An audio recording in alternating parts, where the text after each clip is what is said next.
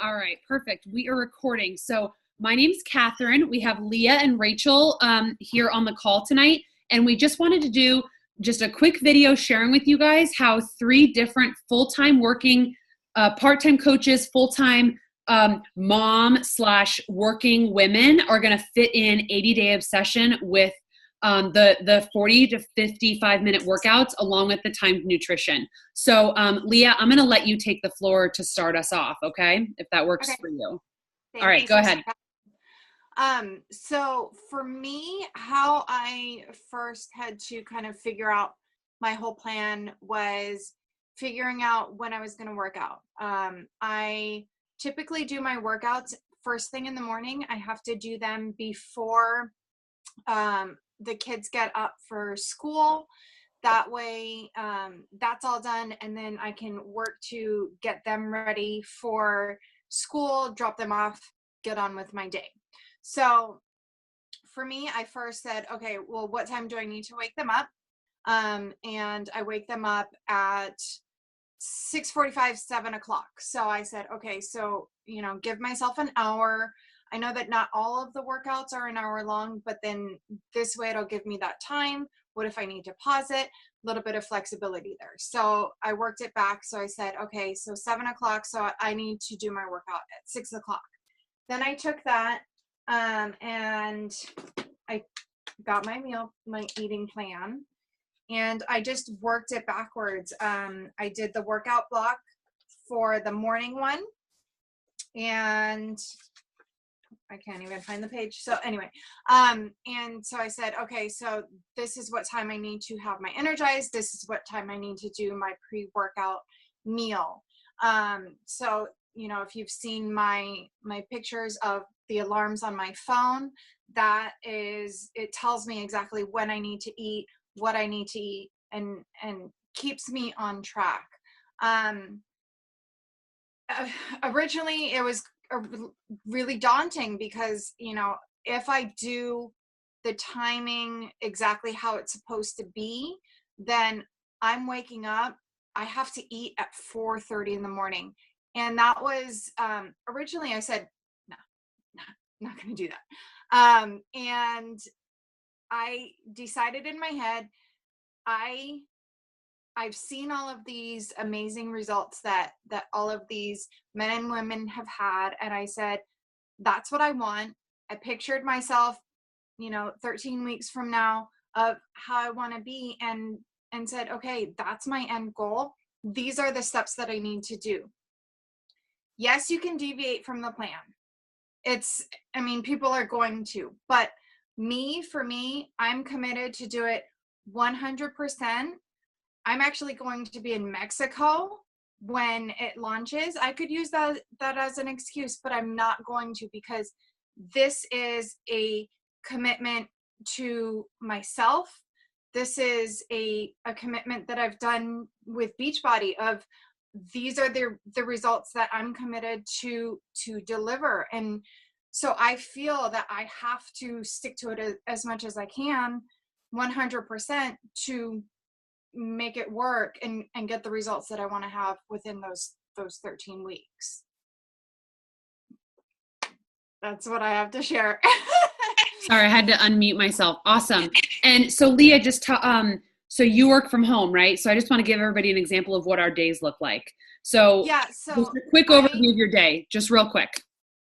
Sure. So some days I actually work from home, so it makes it really easy that if I haven't meal prepped anything, that I can just grab something from my fridge. Some days I go into the office and I work from there. So I have to make sure that I have foods that are already meal prepped that I can take with me, reheat there or whatnot. So a lot of times what I'll do is, like for my veggies, I just do like a big mixed veggie thing, and throw it in the fridge, and then I can portion that out. And then if I know I'm going to be going into the office that next day, then I prep it, portion it out the night before, so it's really easy that day. So I've got, my day-to-day is so mixed, but I have to make sure that I have it prepared and planned out. And if I know that I'm going to be out of the house for, longer than 2 hours, then I have to make sure that I bring food with me. Awesome. Thank you. So, Rachel, I'm going to call you out next. So Rachel is full-time wife, mama, part-time coach, full-time cardiac ICU nurse working 12-hour night shifts. So I am very excited to hear from you as well. So you have the floor. Okay. So, my schedule is crazy because it's not your typical schedule. I usually get home and get to bed between 9:30 and 10 at night. I mean, in the morning, which would be your night. And then I have to get up no later than 1:45-ish in the afternoon to go get my daughter. She goes to a Catholic high school that's like 35 minutes one way, 35, 40 minutes one way. So I will be eating or drinking like my Shakeology for my first meal when I leave to go get her, because I usually get back home about 4, which would be 4 a.m. to you guys. And then that's when I start my workout and then shower and go to work again. So I looked at ways I could navigate it for the days I'm off, but sometimes I'm only off for like one night. And so I feel like it's best if I stay in that mid workout block, even if it's not my night on, because then I'm staying consistent with how it's set up. If I have a few nights off, I may flip it to a morning workout, but I seriously doubt it. Like even like this morning or today, I worked out a little bit earlier. I worked out at like 1 in the afternoon versus 4. But so I'm pretty much still going to be in that mid block. Unfortunately, I can't control all the uncontrollables. You'll always have something that you can't control. If I'm recovering a heart or something, I may not be able to eat right at the 2-hour mark, but I will have everything there and ready. Something that I can just grab really quick and then eat it and get back into the heart room or whatever. So that's my plan. Autumn talked specifically about, people freaking out for this hour to hour and a half that it says to eat before you work out. And she says she literally is putting down her shake or whatever as she's walking into the gym. I know for me, if it's something light like that, I can do that. I can give myself about a 30-minute window. So don't freak out on that hour and a half. Like if you can do 30 minutes, that's great. She did say today about really sticking with it though, and you will get better results if you do eat before you work out, which is totally different than what I ever do. I always work out and then just have my shake on the way to work. So that will be a big switch up for me, but I'm okay with that because I do know you will have more energy and you will work out harder and stronger with some nutrition in.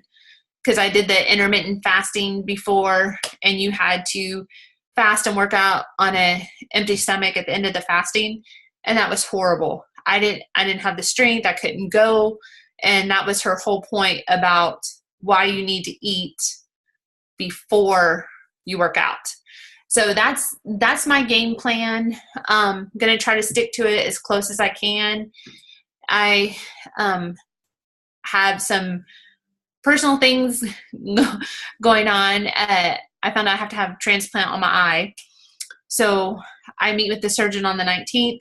So even so, I will be sticking to the nutrition and hopefully don't have to modify for too long on the workouts. I just don't know what weight restrictions I'm going to have, but I'm still planning it out. I can tell you, I was actually on the retreat with Ashley, one of the ones in the test group, And she was on day 47 through 50 when we were at the retreat, and that girl stuck to it. She brought her containers, and here we are at Florida at a beautiful hotel, all this food, all this open bar, all this catered in meals, and she stuck with it. If she can do it, you can do it. It may be hard. The air condition actually broke in the gym at the hotel. So she was upstairs working out for an hour in the heat, but her results are amazing. And so it's all depends on how bad you want it, if you will make the effort to stick to it. I totally agree. And Rach, I had no idea that you might have to have surgery. I am here for you if you need anything, my dear. Yeah, I have to have a full cornea transplant. Oh, so I mean, Rachel knows like the biology behind like eating before, like, like having just nursing background. Like we know that, like I was always told, and I didn't know why at the time, eat an hour before a test. And it's because then your blood goes to your abdomen to digest and for peristalsis, for all of that, right? To have that energy. But then if you eat, 5 minutes before a test, your body's then digesting while you need the blood in your brain to think properly. So it's the same theory, it's the same thing. You eat an hour before, that way you're fueled. And that's why you also eat, we were discussing before we started recording, you eat a protein, a veggie, and a carb. And that is all very strategic.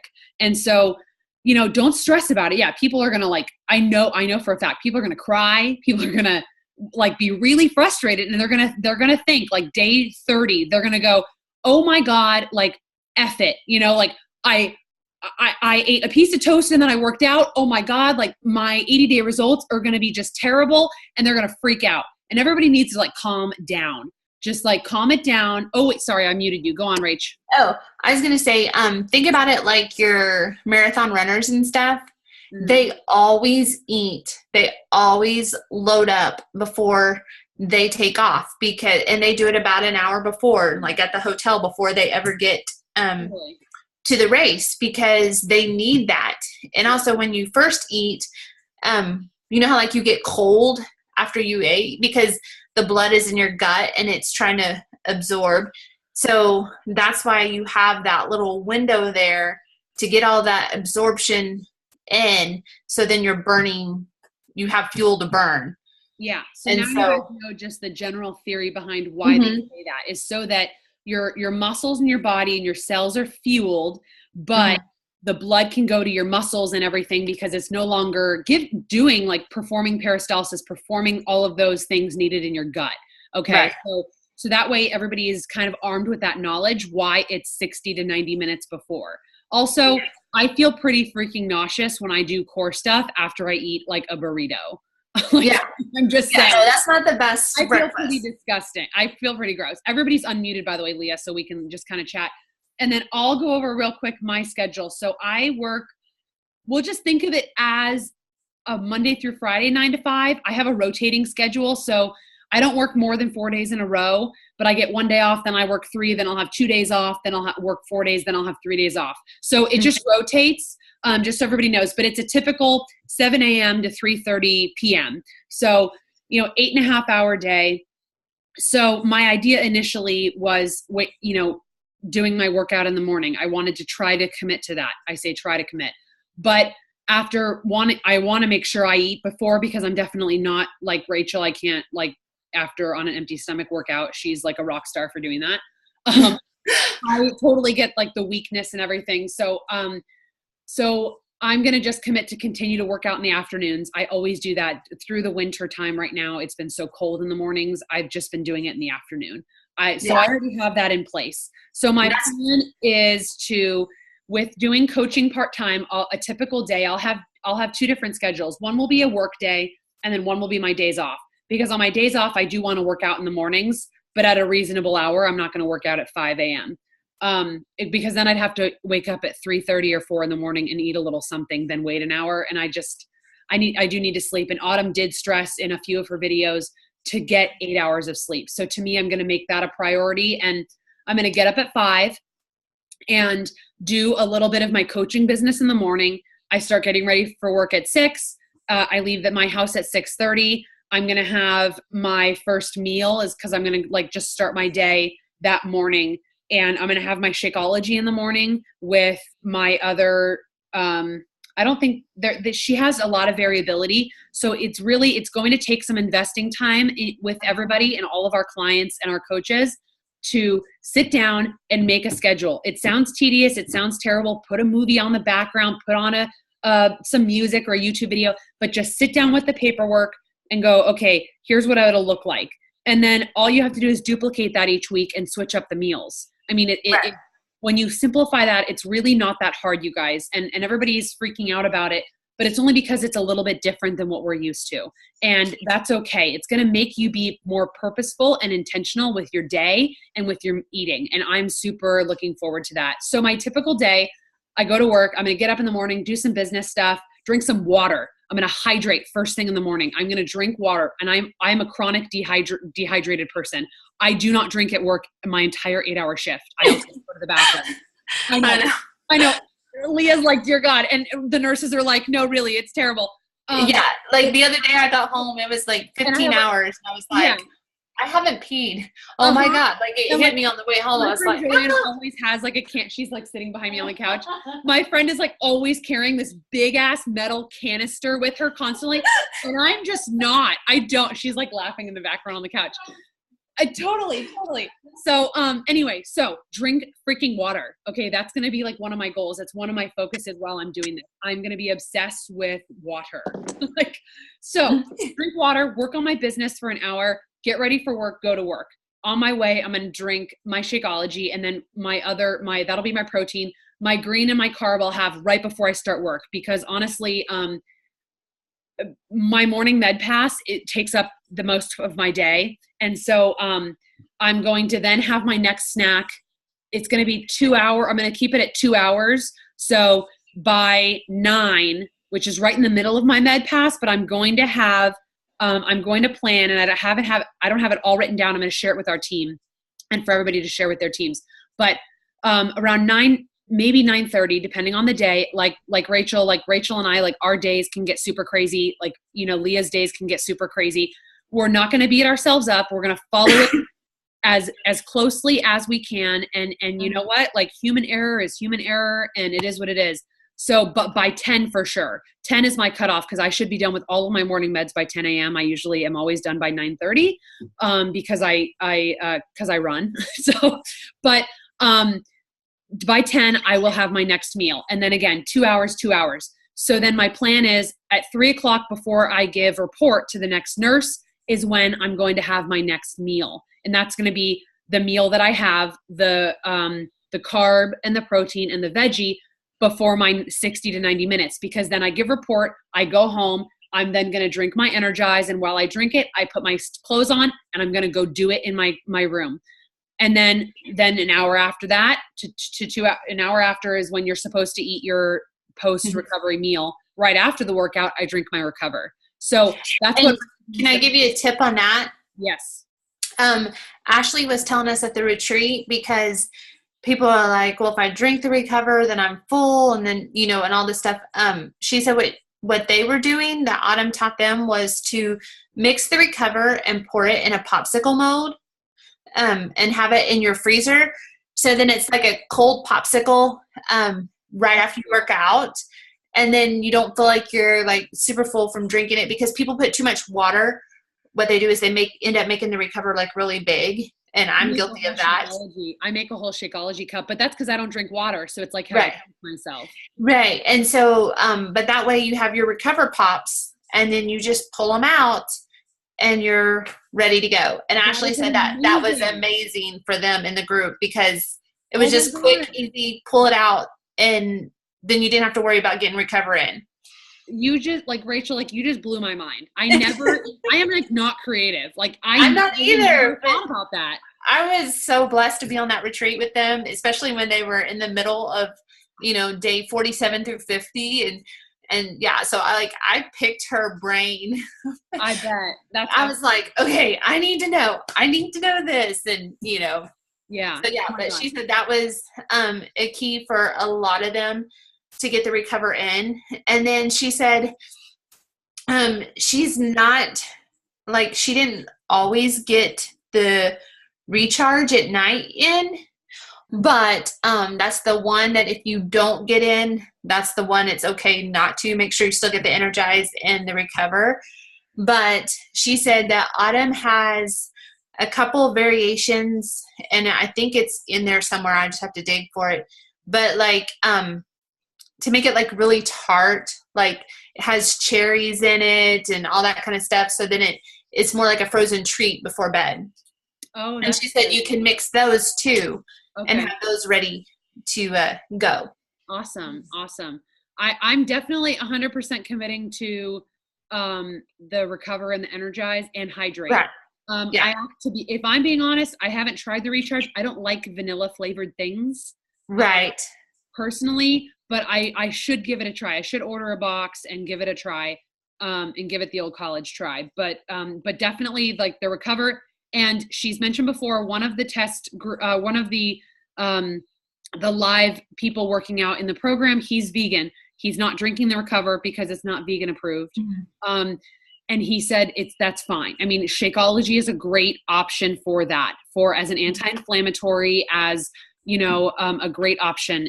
So it's okay. Again, it's not the end of the world if you're vegan and you don't drink the recover. Okay. And so another trick with that is your energize and your hydrate are both yellow, and you can mix those.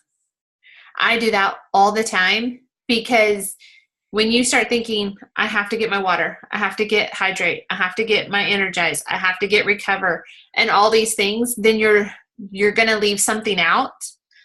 And so the more you can combine like that. So I started that after the retreat. Like they told me to mix the two and drink it, while you're working out or before you work out, whatever, And so that's how I get my hydrate in.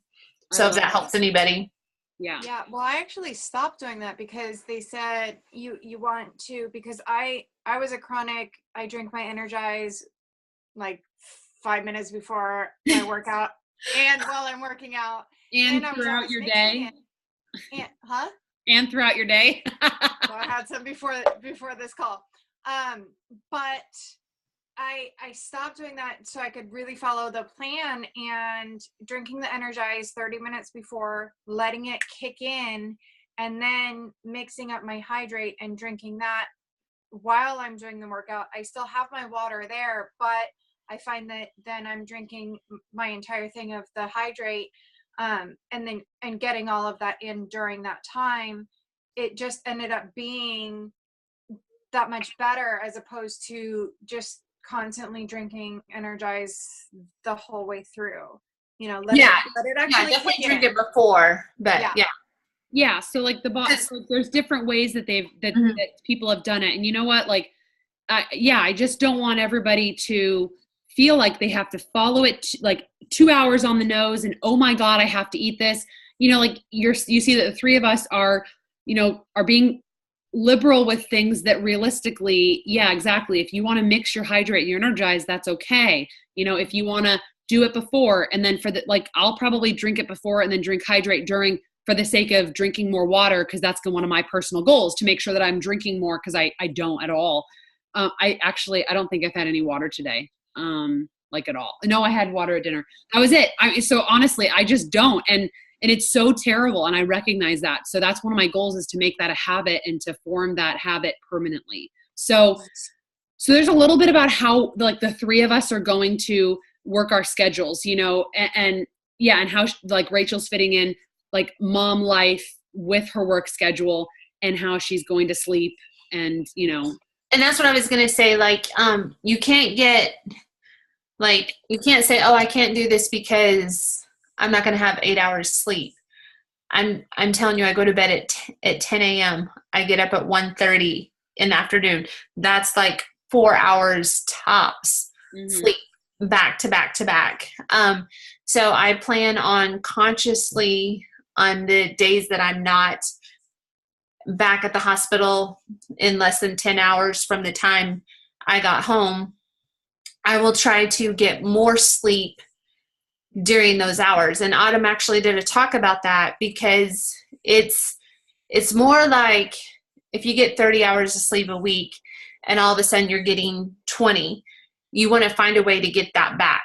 So I'm going to make more of an effort on the nights that I'm off to try to go to bed earlier, to try to get in more sleep, to get my body more rested than what I normally do, so that I'm not going to just not do it because I only get 4 hours sleep for 3 or 4 days in a row, like that is just my norm. But I am going to make an effort to go to bed and really rest on those other days and try to space it out more. Yeah. So again, like, notice, like, Rachel's not going to freak out if she doesn't get an 8-hour night's sleep. How she functions on 4, I personally don't understand. She's clearly you just don't have a choice. You're hiding your superhero cape behind your blonde hair right now, because I don't see it. And Leah's the same. Leah can do that. Like, but you guys are moms, so like, yeah, that's different. You guys have like this special mom superpower. So make sure that it works for you guys. And yeah, like, so I'm going to be intentional with my time, throughout my shifts, and intentional with my water drinking, intentional with that. Leah's going to be intentional, like, with like waking up in the morning and putting her first before she like puts her kids first, because she can't be her best self for her kids without putting herself first. And then same with Rachel. Like, Rachel can't be her best self without getting some more sleep, and on those days when she can, and letting her body rest and recover so she can be her best self for her family. So that is the overall goal, is not only the physical results, but let's all become better humans in this process, and figure out how we can continue to prioritize ourselves, and just be better overall, and just how we're going to. What? Go ahead. Sorry. One thing is, once I started doing this wake up at the ass crack of dawn timing, it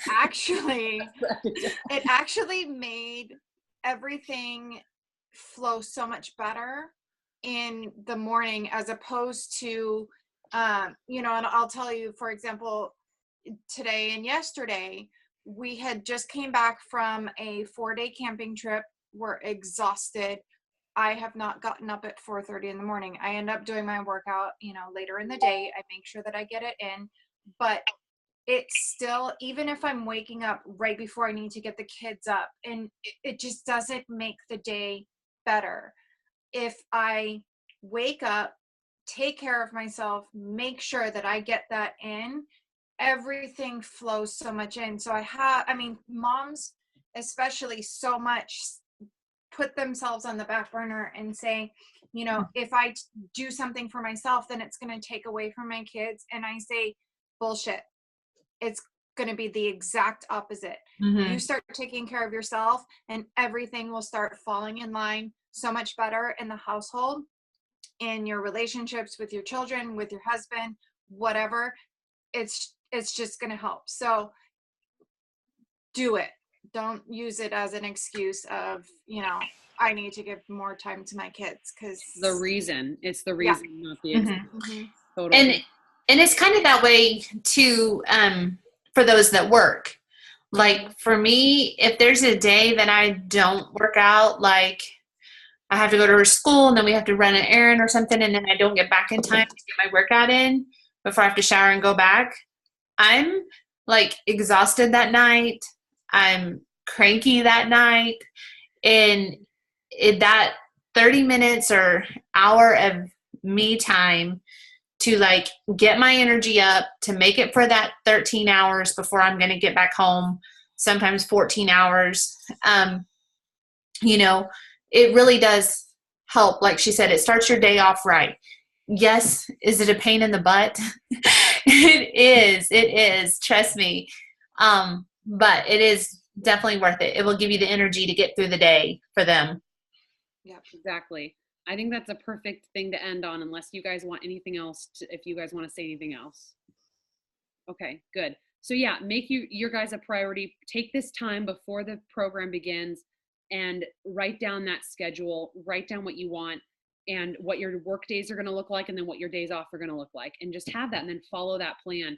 And the biggest feedback I've heard from everybody from the test group, like Ashley, she, on her team call, she said, it really brought so much structure and organization to my life, and to my days. And it seemed, at first I thought, oh my God, this is going to be crazy, but it wasn't. It brought so much organization and just what she needed to her life.